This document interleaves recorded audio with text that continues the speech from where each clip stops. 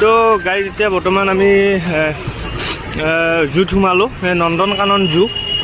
সেইটো আপোনাৰ ভুৱনেশ্বৰতে আছে, নন্দন কানন জু বুলি কয়। আৰু এইটো 4:30 বজাত বন্ধ হৈ যায়।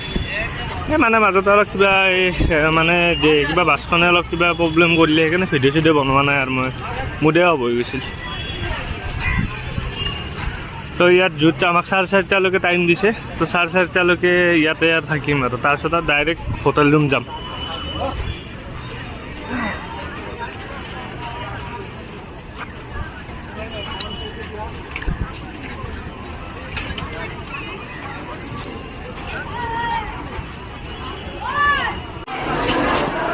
এতিয়া বৰ্তমান এই জুৰ ভিতৰত সোমাম আৰু সোমাব লৈছোঁ জুৰ ভিতৰত।